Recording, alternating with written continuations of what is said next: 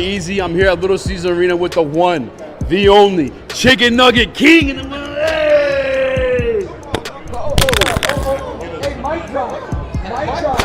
Damn, you got that. All hail. That's great. That's like a bow down and a mic drop for the world to see. So that's great. Who you rooting for? Who's your favorite Piston? My favorite Piston, honestly, I have to say Isaiah Thomas, old school. Zeke. Who wins the fight, Isaiah Thomas or Kate Cunningham? I would say both. I say they have leadership, they have commitment, they believe in If they had to fight each other, though, who wins? Yes. Oh, okay. God, this is like Mike Tyson versus Jake Paul. Yeah. I got better with home. Ben Wallace or Isaiah Stewart fist fight? Oh, I would go with this is hard. I would say Isaiah Stewart. You heard it here first. He thinks Ben Wallace is soft. That's a Chicken Nugget King. I'm not playing with you. Hey, this the man. Make sure shout your Twitter. Hey, my Twitter is @ChickenNuggetKing313. Hey, I'm sorry, Ben. I just had to pick, current guys. But still, Ben, we love you. I got the jersey right here. That's true. Pick the other guy, you got the jersey. That is kind of crazy. I'm not gonna lie. But I gotta say that it's okay. I gotta go new school because older Ben Wallace is older Ben Wallace. But if we're talking prime, we're talking prime Ben Wallace. Yeah, prime versions. Oh, prime Ben Wallace for sure. Oh, for sure. All right, yeah. So we're in the playoffs. It's gonna be great. Detroit, I love you. Hey, let's turn it up, man. We got a lot of grit to give. Let's go. Let's go, baby. You heard it first. We out.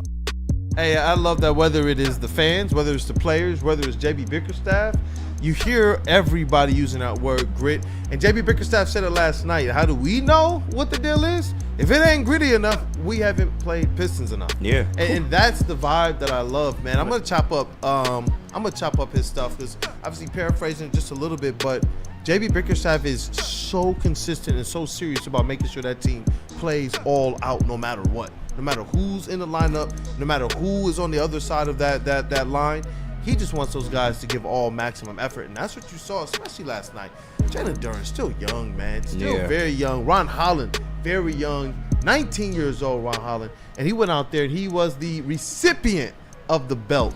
Shout out to Ron Holland. No, and he certainly earned that. It was great game played by him, great fourth quarter. And Ron Holland, and I've mentioned this before, he's making a case, and I think the case has been made and it'll just continue to be made, that he is going to be a factor if the Pistons do anything in the playoffs. I mean, if we're just looking ahead to the Knicks series, the Knicks, their bench, not as good as the Pistons bench. And you saw a couple of their bench players starting last night in Precious Achiuwa and a Miles McBride. And I'm looking for, and I get it that they're not direct matchups, but I'm looking at somebody like Ron Holland as somebody who could potentially have a bigger impact in the playoffs than McBride and Achiuwa. And I think that would go a long way to the Pistons winning in the first round. You know what? Because you're right. Those possessions, they get much more precious. It gets much more half court. But there are some like code breakers out there. There are some players that are like cheat codes in some of these situations. Ron Holland can be one of those guys. He only knows like full throttle. Yeah. If he gets the rock, he has that opportunity. If you notice certain sets that they play with Ron Holland, especially when Cade's out, there's certain plays where you'll notice where the heck is a point guard on the floor? And it's him and Beasley in the backcourt and not Cade or Schroeder on the court. And Beasley will bring it down, and you'll notice he'll just kind of throw it to Ron, who's kind of jogging, and he will get an opportunity with a quick triple threat.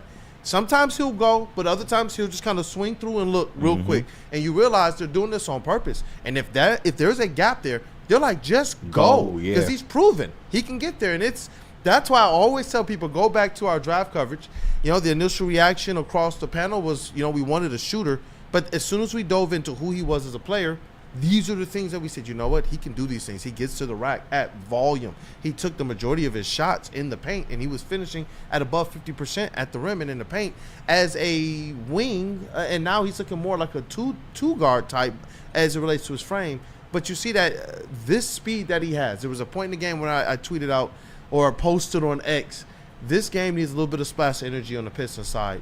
Into Ron Holland, and in everything, the complexity of the game, it seemed to change. That's what he does. He was a spark plug. He was unbelievable last night. And actually more minutes than he often gets. 22 minutes, 13 points, 5 rebounds on very efficient 6 of 11 from the floor. He was great, but KG, I know you want to talk about another player who was great last night. Talk about Jalen Duren. Simone Fontecchio. No, I wanted do to something. It was, since we was on the topic of Ryan Holland, definitely wanted to give him his flowers first, man. Now Holland, that young guy, man, he has come in here and shattered like all of our expectations, and he was confident. Like, I know he didn't necessarily make any threes, but he was out there, like, you know, confidently taking them. And that's what you want to see, bro. His attitude, his demeanor has matured from the first time we saw him early in the regular season to the Ron Holland that we have now. He plays with a lot more confidence. Like you said, he's very downhill, and how he gets to the basket, you love to see that, because his quickness more times than not will help him get to the paint and be able to make that layup. And just defensively, what he's able to provide, like you said, just a spark plug. He comes in, he gives you energy, he gives a whole bunch of effort on the defensive end, and that's all you can really ask for. Ryan Holland is going to be a factor in this playoffs, and I'm here to tell you, if his offense improves even a little bit going into next year and the years coming up, he's going to be a problem. And I'm really proud of just the game that he played, bro. And if he can go out there and do that in the playoffs, that's what you want from your young rookie, bro. Going out there playing with confidence, knowing your role, and just executing in that role. And I understand what you mean too. You know, traditionally when you talk about a number 2, you're talking about your number 2 scoring options. But with this Pistons team, when you have a player as impactful and as good as Cade Cunningham, maybe you redefine how you look at your number 2s, your number 3s, number 4s, and maybe they just got a couple 2s in Malik Beasley and Jalen Duren, because when he plays like that, the Pistons are tough to beat, period. They're going to be tough to beat, especially if he's not missing any shots. So it means that now he's focusing on everything matters to him. And when you talk about valuing possessions, that's why I like that when you look across the board last night, a lot of your big dogs had some efficient nights against the New York Knicks of all teams. This just wasn't one of those ones where NBA.com and ESPN for the whole year, they've been forced to give the Pistons some coverage and some attention, but then they give you those backhanded, oh, yeah, they finally broke over the top 15 in our power rankings, but they haven't beat anybody but bad teams.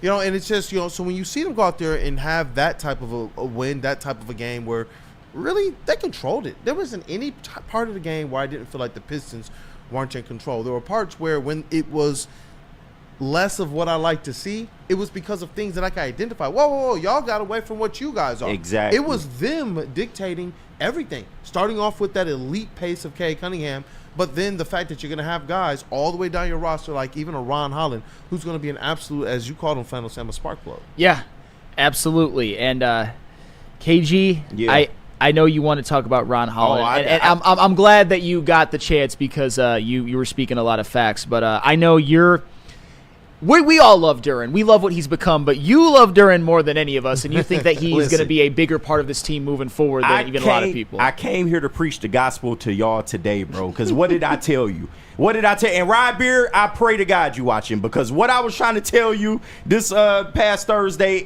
or Wednesday is exactly what happened in this game.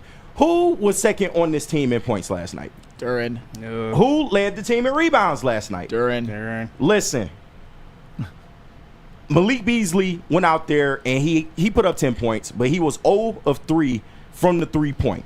And this is what I was trying to tell Rod Beard. Like, I'm not trying to minimize what Malik Beasley gives this team. Like, he is absolutely essential to this team's success, and he's going to need to perform in the playoffs as well. Make no mistake about it. He is one of our better scoring options, and you need him to deliver from deep. But you can survive a bad shooting night from a guy like a Malik Beasley. But if Duren doesn't go out there and give you the game that he gave you last night, the Pistons lose this game. And that's just the real. Like, and I see your face, Kool-Aid, and I get it. It's nuanceical. Like you said, it's an uncomfortable conversation. From a technical standpoint, he isn't necessarily the second scoring option or the second go-to option, but for what he provides on both ends of the floor and in a playoff situation, listen, Shooting the basketball gets harder in the playoffs. It's a way more half-court centric game when you're in the playoffs, and you need your center to go out there and provide what he provided. The only thing that he could have really did better is play better defense, especially in the first half against Karl Anthony Towns. But I'm not going to fault him too much for that. Exactly. And like I said, the Pistons weren't necessarily playing bad. The Knicks were just playing better in certain spots. But when you get into that half-court game, you need your paint presence to be dominant. That's when Duren provided you. And not just on that end, the offensive end, being able to go out there, make those cuts, get those lobs, be aggressive in the paint. Those dunks were literally changed the face of this game. It gave the team energy. You need stuff like that in the playoffs. So that's what I'm saying. Like, Jalen Duren isn't, technically the number 2, but for what he provides on both ends of the floor, you need him to go out there and do that. Otherwise, you lose these games. They wouldn't have won this game without Jalen Duren balling like that. Last night, no. They have overcome pedestrian Jalen Duren games, and that was pretty much that first third of the season where he said he was on some soft-ish. And the reason why was because Beasley was an absolute flamethrower. And, I believe that both of those guys, you want obviously both of them on heaters. But what happens with Beasley is he's going to attract a certain amount of attention, and Super Bowl kind of talked about it too. They're going to deny Beasley all playoffs. We need Duren, and that's the thing. The issue is you can survive an off Beasley shooting night if Jalen Duren is also going bananas like he did last night. If both of them are off, it's going to be a long night. But the thing we've seen more consistently is Beasley go off. What I like right now, though, is that Duren has been a guy whose trajectory and his trend over the last several months puts him in a position to be able to go out there and do this more times than not. And that is where I keep saying, like, the Pistons, in terms of their ceiling, I don't think that they've really reached it for this season. And it does have a lot to do with guys like Jalen Duren. Because if he continues to push that ceiling, you're exactly right. If Jalen Duren is doing this, I do believe he pushes himself into that number 2 spot. The thing is, we know he can do it. He's just going to have to do that on a more consistent basis. And that's a fact. I think he's been doing that more times than not over the last couple months rather than how he started. Yeah, and Sam, I want to get your thoughts because I saw you looking a little crazy over No. It's definitely.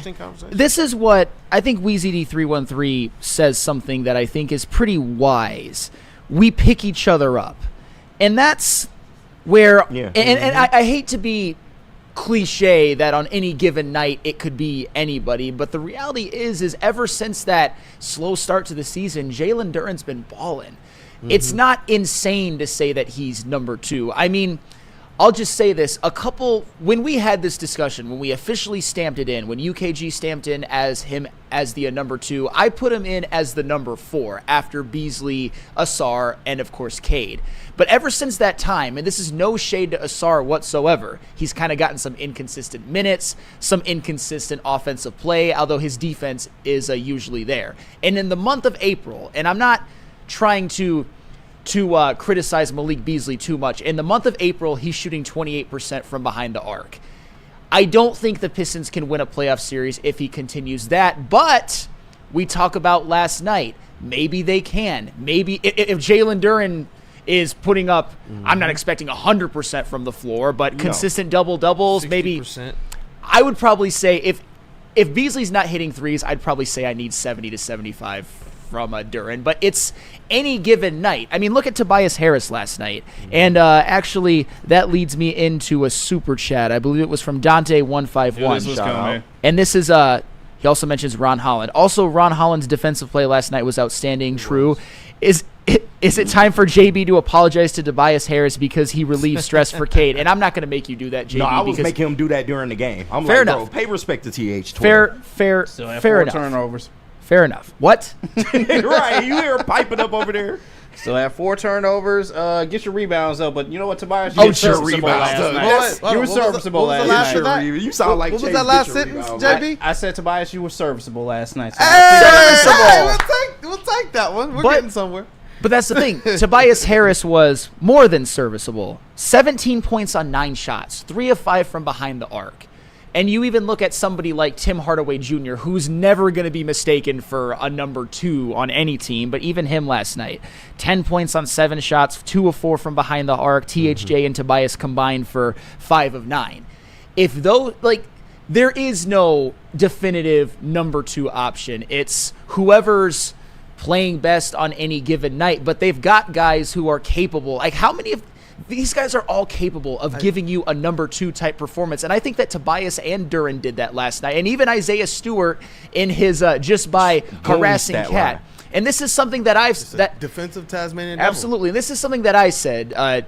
KG, you get to victory lap Duren. I get to victory lap something as well. I talked about how, and I'm not really victory lapping, I'm just, kind of confirmation bias. I didn't name a player who was going to be the second most important against the Knicks. I mentioned the idea of who can rattle Karl Anthony Towns. And last night, even though Cat put up good numbers, 7 turnovers is awful for somebody like Cat. And when Cat is most effective, when he's most dominant, is when he's making threes. But Isaiah Stewart was chasing that man around so much that Karl Anthony Towns couldn't even get open looks. So there's just so much depth and talent on this team, and so many players that are capable of coming through with a number 2 star-like performance on a given night. And like I said, Duren was one of them last night. Yeah. And that's where, when I look at it, I just think, honestly, it's a team that they are helping to unlock each other's fullest potentials. And that's what we saw to the 2004 Pistons, a collection of talent that the league realistically didn't think much of. If you would have just kind of had them all ranked individually when you first put them together, everybody would have probably said Rasheed Wallace is the best talent out of everybody on that team. And there was a lot of people who discounted Chauncey Billups. We know that throughout his career and the stops that he took and all that. But it was a collection of talent that when you put them together, they just made each other better. We saw what Ben Wallace was on other teams, and it wasn't quite the same. Something was just a little bit different, just a little bit more missing. And when you look at this team here, I think it does all work together like that in similar ways. Malik Beasley is going to draw a lot of attention. Cade is going to draw a lot of attention. That means that Duren has to launch, and that's going to give him his opportunity to do so. I can't wait. Like, the next evolution for Duren is when he can create his own offense, because right now if you do see him get 18, it will be off of effectively hand-fed baskets, and that's one of the other components of being a number 2. I think that when you look at this squad, it is more or less the team perspective, like Flannel Sam, and that's why I was like, even with Beasley and Duren, when you look at it, it's really just a bunch of number 2s. Yeah. Realistically, I think when you got a player like Cade and you have guys that exude the levels of talent that they do, his high usage helps to take their responsibility and their pressure down just that much more. And I think that all of these guys are able to blossom because I don't see or sense any egos. I just sense like a true brotherhood, and it's working for this team, both schematically with how they create gravity and space for each other, and the fact that Tobias Harris is a player that you can throw the ball to in situations where you need that ISO type motion.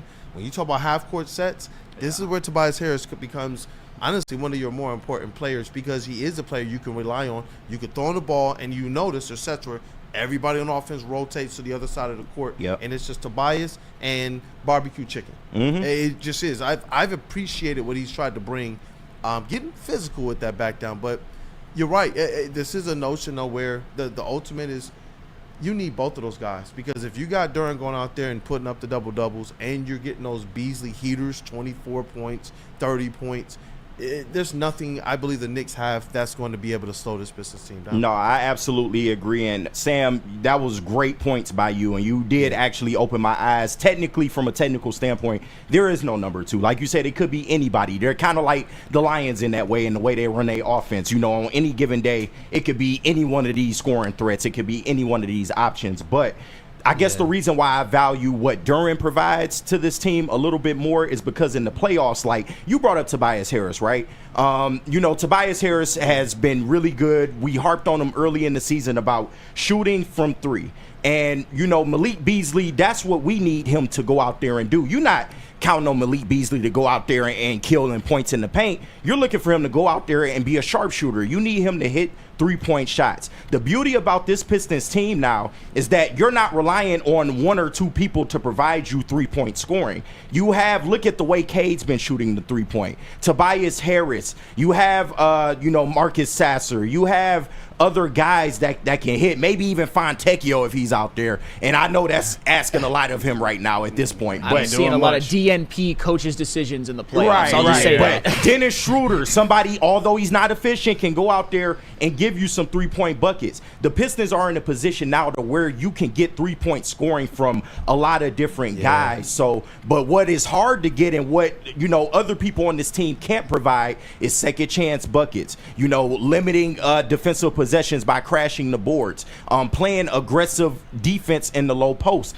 These are things that the Pistons were missing for a long time, and we were getting snake bit because of it. It wasn't just because of bad floor spacing. It was mostly because, we are getting killed in the paint, bro, and we can't rebound the basketball. He goes out there and he does those things, and like I said, he could have played a little bit better defensively, but you like how he rallied in the second half. And listen, Isaiah Stewart, just a fucking goon gangster stat line. I love that.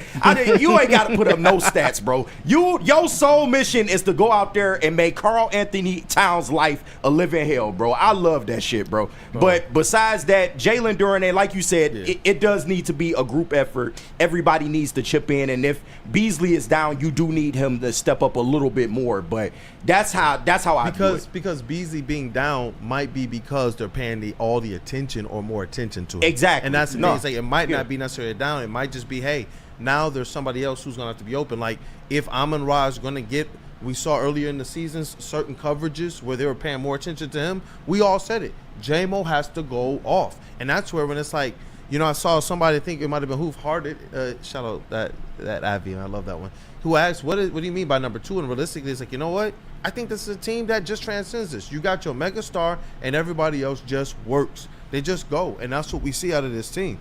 And you know what? When Ivy went down, the one thing that I know we discussed, one of the things I definitely remember, and I'll stand on it, was saying that it was going to have to be Jalen Duren and Tobias Harris. Mm-hmm. They were going to have to step up, and that they had it. Yeah. That they had that extra level to give, but Duren was going to have to realize that he is bigger than everybody else that he's playing out there, stronger, more athletic, and has a tool set that not a lot of people with his size and his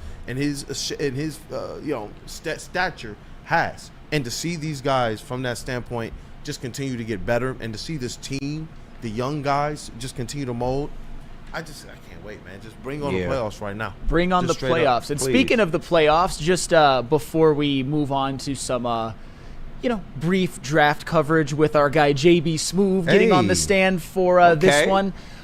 Jaden Ivey's been cleared to resume basketball activities, and they said that he's going to be reevaluated in 2 weeks. Do you think we see Ivey in the playoffs? Reevaluated in 2 weeks. You got to think about it. What he's doing right now is not even rehab. It's reconditioning work. Yeah. When I saw that email come through, I was like, oh, snap. And when you talk about 2 weeks, I don't know, man. I don't know. I can't wait to see how the schedule lays out for the Detroit Pistons. But with the play-in tournament and everything, there might be an opportunity. I know there's a lot of people are saying, bro, just get healthy, come back next season. I kind of lean into that camp. But if he's healthy, he's healthy. And you're talking about having that type of a dynamic piece, I'm okay with that. And look at the exact time they cleared him at. Last few games of the season, we still have a play-in tournament to get through, and then it's the playoffs. I think we see him by maybe game 3 or 4. Which would be in Detroit. Exactly. You bring him back in front of the home crowd. He will be on a minutes restriction, but cinema. I think Detroit's son. Huh? He's cleared for basketball activities. That means he's right around the corner. Like you said, this is a conditioning portion of the rehab now. They're trying to get him back into game shape. Yeah. The exact language was reconditioning and court work. Yes. That's what they're getting him back in game shape. We've already seen him running and things of that nature. I remember the first video we saw of him walking around his boot. Woodward Sports was able to post that and get that first before a lot of other people. And this was months ago. And just to see him being in these types of good spirits, we know it was a clean break. It allows him to get back a little bit sooner. So this will be interesting to see with Jaden Ivey just kind of on the mend, because when you talk about those guys who just go all out, when you talk about half-court offense, I don't know what he will be able to give. I don't know. But if he's able to give us even 70 or 80% of Jaden Ivey, I do believe that that's going to be a plus for the Detroit Pistons, especially in the half-court offense. Weezy D 3-on-3. I'll unleash him in the Eastern Conference Finals. Speaking into existence, man, that would require beating the Celtics in the second round. or not get that listen, 5 seed. They We'll play see. them tough. Yeah. From just conversations I've been able to have with people, close to Cade Cunningham, that's one of those teams that he wants to beat. He looks at them as a measuring stick type of a team and some of the players over there.